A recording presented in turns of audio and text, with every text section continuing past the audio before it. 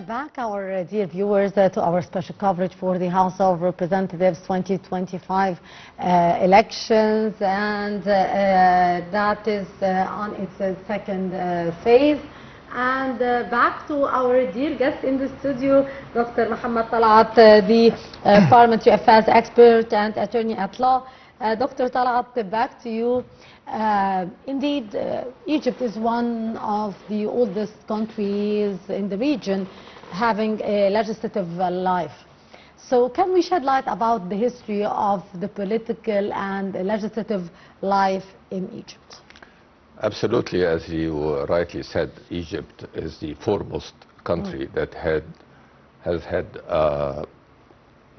parliamentarian representations in the region. Actually, this all started, it went into phases.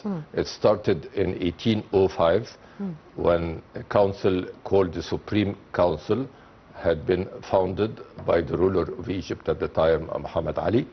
It was primarily religious representatives, so they were mainly from Al-Azhar.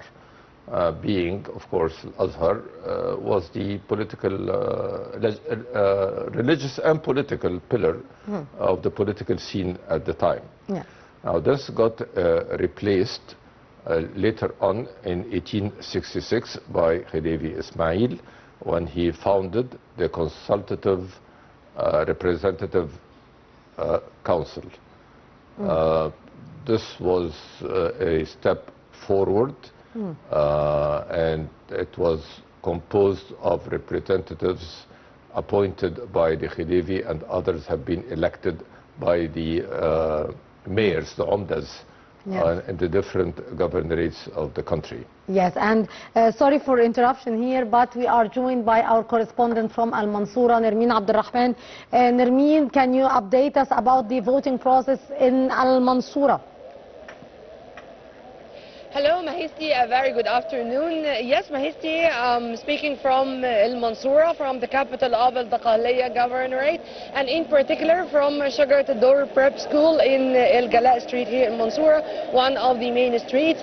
You know, here I found that there are security procedures taken to secure the voting process, as Dakhaliya is one of the biggest governorates all over the country. We do have here 4,730,000 eligible voters. We do have such a marathon between or among 288 candidates for 21 seats for the individuals and 17 for the party lists.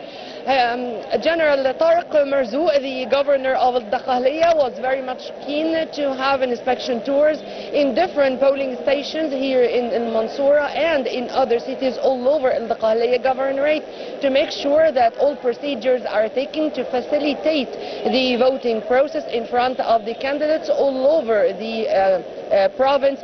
And I also had the opportunity to speak with one of the councillors who is responsible for the polling station here, Councillor Hani Abdelmoti, who ensured me that there were no irregularities which took place until the moment, that the turnout is to be considered as heavy, and it was not expected, let me call it this way. And as usual, when it comes to the Egyptian women, Mahisti, they are all the time in the forefront. They are all the time giving such an example and saying that they are going to continue sharing, informing the future of this country. And here it's about the parliamentary elections, the House of the Representatives election.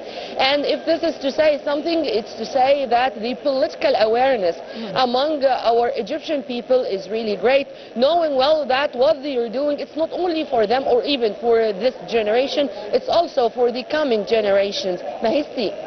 Yes, indeed, Nermeen, and of course we are seeing also on the screen the youth are participating and taking part in the election process as well and in the voting.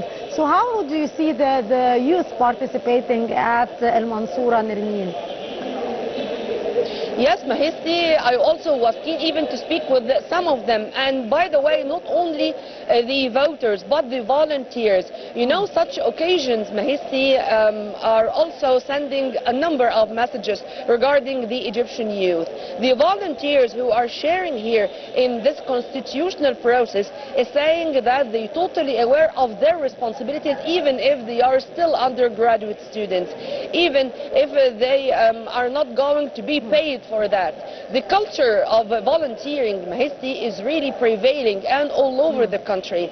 And to see that we do have a number of volunteers to help people with special needs in specific to cast their ballot is really an image which can make you proud of being Egyptians. Regarding the voters, you can find here all age categories, Mahesti, whether the elderly people, the youth, people, men, women, and it's all the time turning to be a democratic festival, if I may call it this way. You can find families, you can find children coming with the Egyptian flags to share and to learn practically what they are going to do when they are some of the eligible voters who are going to continue with shaping the future of this country, and as I said here, in the parliamentary life of Egypt. Mahesti. Indeed, finally, Nermeen, the security procedures outside of the polling stations, were there any irregularities, any problems reported at the polling station that you are covering from in Al-Mansoura? Well, the Ministry of Interior or the police forces already shouldered the responsibility of all the polling stations about 2 or 3 days ago.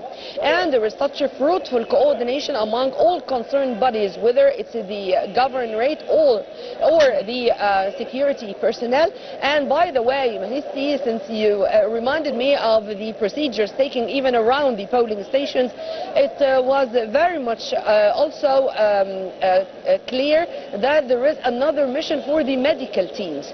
There are a number of medical teams scattered all over the Dakhiliya governorate to make free medical checks for the voters and to make sure that if anyone is in need for emergent intervention by the medical team, they are going to be there and they are going to continue in drawing this very civilized image. Mahesti. Yes, indeed, Nermeen Abdulrahman, our correspondent from Al-Mansoura.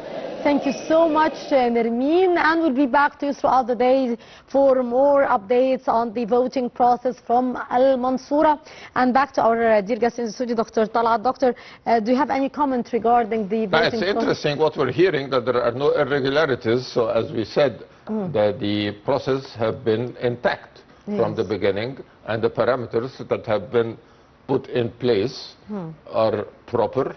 I think this phase would be more accurate, maybe regarding the how the voting process is taking place and no irregularities and no candidates around the polling stations. I do believe that. And the participation of the youth, what you just mentioned, that there has been active participation of the youth, is also interesting.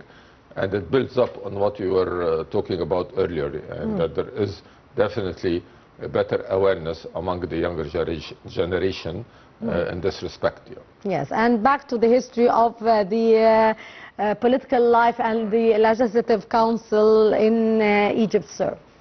All right, so we spoke about 2 councils. Now the third one that came in 1883 in response to the national movement at the time, followed the Arabi uprising. The ruler of Egypt at the time, Khidewi Tawfiq, founded the Consultative Legislative Council, which again is a step forward in this respect, because it was consistent of 30 members. 14 of them only were designated by the ruler, and the balance were elected by the like the mayors of the different cities in the country. Yes. This continued until 19 or actually no, it was until 1813. In 1813, there has been the Legislative Association, which is, again, a step forward in this respect. It was composed of 83 members, the majority of whom were elected by the people, and just a very little, some of them have been designated by the ruler of the country. 1922, and most people do not know this, the country has been granted its first independence, and accordingly we had the Constitution of 1923. Yes. Now, according to the Constitution, the first Constitution in the country, two legislative councils have been created, the House of Representatives and the Senate. Now, the Senate at the time was an upper chamber. It's not like the Senate that we are seeing now, because the Senate currently is playing more of a consultative role. At the time, the House of Representatives was enacting the laws and regulations, then they have been escalated up, sent up to the Senate, where a second review is taking place. Interesting to know that 1/3 of the Senate were appointed by the ruler, 2/3 were elected by the constituency. Yet, just for you to know that in order to be a member of the Senate, your annual income should be at least 6,000 Egyptian pounds. At the time, of course, this was a handsome amount of money, and the reason behind that is to make sure that the members are being independent, impartial, and they were not after any particular interest of being members of the Senate. Now, this continued until 1952, when of course, as we know, the whole regime was changed. Indeed. And another constitution came into place, and we had one parliamentarian chamber ever since until now. So this is basically, in a nutshell, the political legislative history of the country. Yes, and we are joined now by our correspondent from Shubra, Sahar Talawi. Sahar, good afternoon to you. Mahisti, good afternoon. Hi. Sahar, can you update us about the voting process in Shubra till this moment, Sahar? Yes, Mahisti, I am live from Shubra Committee from Naguib Mahfouz School for the boys, and since the early hours of the morning, the voters have been witnessing the voting for the parliamentary elections for the 2025 parliamentary elections here in Egypt, and we've witnessed a steady turnout of the voters, including the seniors and the persons with disabilities, and who have been met with well-organized security measures. And the voting process also was under the full judiciary supervision, and the security presence were notable and contributing to a smooth and securing the voting to be transparent. Yes, Sahar, what about the youth and women participation in the voting process so far? So far, there is a steady turnout for the youth who is voting for the parliamentary elections, and the women also are taking part in the voting process. Indeed, Sahar Talawi, our correspondent from Shubra, Cairo. Thank you so much, Sahar. We'll be back to you for more updates throughout the day. Indeed, sir, from what we have been talking about regarding the history of our parliamentary life and legislative life in Egypt, how this great history should be reflected on the political and legislative life of in Egypt today? I just want to add one comment to what I was talking about that, some people might not know that President Sadat was the Speaker of the House in the 60s. He was the head of the parliament in the 60s, of course, prior to being President of Egypt. Yes.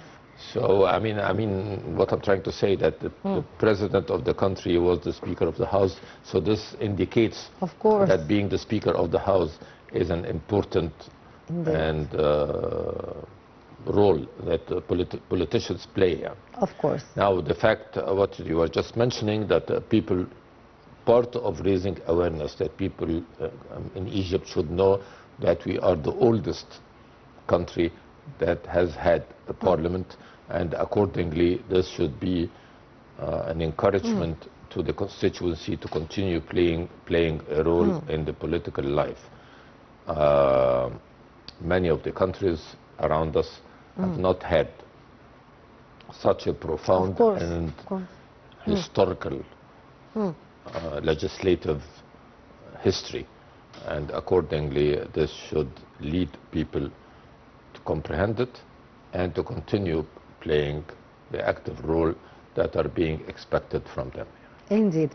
Doctor, what is the difference here between the Senate and the House of Representatives? And maybe many people who are not aware of these differences would say, why should vote in both elections, or why I would take the hassle to go and cast the ballot. So what's the difference here, and why it is important to contribute in actually both elections? Right. As I just mentioned earlier, prior to 1952 and under the Constitution of 1923, the Senate was the upper chamber. Yes.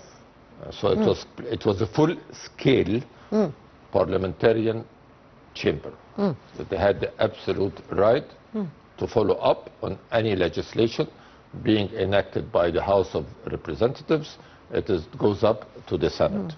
Now, afterwards, this was abolished until 1979, where the Constitution was modified and the Shura Council came into place. Now, the Shura Council was continued by the Majlis al-Shuyukh, which is the Senate, just a change of name, but basically the same role. It's more of studying and preparing the legislations that are being presented to the House of Representatives in order for the House of Representatives to discuss or debate proper studies that have been prepared by the Senate. Now, I hope that this would that the Senate would be modernized and will be a full-scale parliamentarian chamber as what it used to be prior to 1952 under the 1923 Constitution. I'm hoping that this would take place here. Hope so. Sir, back to today's time, how do you read the general atmosphere of the House of Representatives elections so far, and what does this actually reflect? Well, from what we're hearing from the correspondents, that it has been very positive and very active. So the general mood is quite positive in the country. Now, the stability that we are seeing, of course, is encouraging people to be in a positive mood and to participate in the process. Indeed. And attend to it, which is something that we commend the constituency for it and hope that this will continue. Hope so. What, Doctor, makes this election cycle different from the previous parliamentary elections in Egypt? Needless to say, of course, the country has gone into certain transitional periods ever since 2011, and which has affected the political scene and the economic scene, and of course with the COVID episode that the entire world went to, the country encountered difficulties. Now, situation has improved, and the economy definitely has improved to what it used to be, at least 2-3 years ago. So this is an indication and encouragement to people to be there and to stand behind their own country and help the country to move forward by giving their efforts and rights in order for the political institutions of the country to play the role which is conceivable from them. Yes. Sir, how would you assess the level of voters' turnout, and what factors from your point of view are influencing the people's participation? I don't know the rate, of course, in the second phase, but according to what we read, the first phase, of course, the first phase was 70%. Yet it's too early. 70% turnout, and this is a significant turnout, by the way, because if you look at the old democracies in Europe and whatnot, the participation never was probably around 55%. Especially the higher is the presidential elections. Right, 55% or something of that, around this figure. So the fact that it reached 70% here is significant, of course. We're hoping that the turnout and the second phase would be higher. It should be higher, as a matter of fact, because the second phase includes Cairo, which has the higher density in the country and the higher level of education. So I hope, or not I hope, I'm confident that it will be higher than the first phase, Yes. What, from your point of view, Doctor, are the factors that contribute to the people's priorities? Do you believe that it's concerned maybe with proper education, or maybe family bonds in some areas, or is it related to economy or public services? From your point of view, what are the main drivers for the people to It's a creed. There has to be a creed. There has to be trust and confidence that the parliament is a pillar of the political scene. And it will add to the political scene, and it will add to their lives, and it will affect their day-to-day lives by the nature of the legislations that are being enacted by the parliament. This is the driving factor in this respect, and this is what drives people to go and cast their ballots in order to elect their representatives on the parliament. Is the understanding, the creed, the confidence, the trust that this institution is going to affect their day-to-day life. What should we expect from the political parties and also the individuals regarding the political life in Egypt? To what extent we are expecting more, if I might say, from the political parties to be playing in the political life? They have to go down to the people. They have to be actively throughout the year, engaging with the people, not during the elections only, prior to the elections. They have to serve the people, they have to be engaged more with the people, they have to raise awareness, they have to be close to the constituency and to the people, and not only to turn up during the elections. They have to create close ties with the constituency. We do have in this election the list system as well as the individuals. To what extent this is positive for the election process, sir? The list is represents more of programs, whether the individuals represents more of personal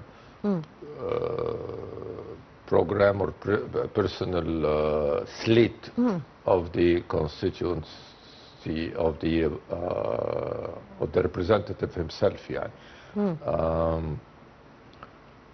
It's more of a feudal system in a way, that we're having the personal as opposed to the list. The list is something new, as a matter of fact. Yes. It has always been traditionally personal.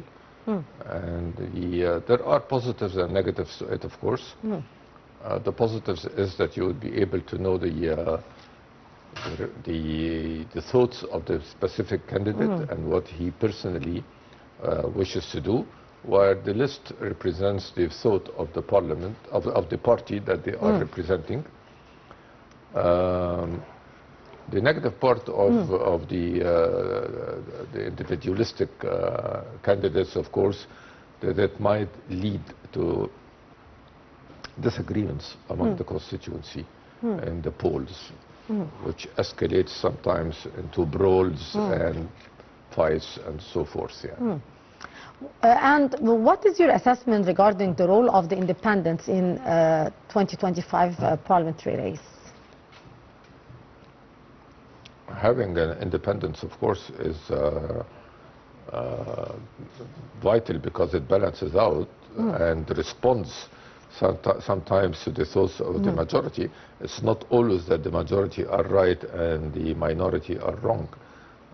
On the contrary, the minorities could point out to the majority that there are certain issues that have to be taken into account in doing the legislations and preparing the legislations. So they do have a role, of course, to play. Sir, indeed, the list and also the independents are having a lot of many women and youth participating. Do we feel satisfied with the representations of candidates as women and young generations to take part in the House of Representatives, or we do expect more in the coming elections? No, we will never be satisfied. There is always room for the women and the youngsters to play in the political scene of their country. But it is improving, of course, and this by in itself is significant. Whether we are satisfied, we know. I mean, there is no satisfaction. There is always better, and there is always a room for a better participation. Yeah. So we're always hoping that it will be more and more active. Yeah. What should we expect from or should be topping the agenda of the upcoming House of Representatives from the people's perspective? I mean, this would depend on the nature of the legislations that will be tabled before the Parliament. Of course, this is something that we cannot foresee. I don't know what are the laws and regulations that are being in the pipeline and that will be tabled before the Parliament. What we expect from them is just active participation and proper and profound study of these legislations that are being presented in order to serve the majority of the people and reflect their points of view. This is what we expect from them, but I don't know the nature of the legislations that will be presented or tabled before the Parliament. I mean the priorities that could be topping the demands of the priority is the needs of the people, and this is something that, of course, they would be able to assess. So, economic needs primarily, of course, Yes, education, maybe. And education, of course, and day-to-day life of the people, Sir, looking ahead, what outcomes or shifts should we expect once the final results are announced? I mean, hard to tell. Of course, this would be, the National Election Authority is the one that will be able to respond to this. But I'm sure that the Parliament will be well represented and it will be a balanced out Parliament. I hope so.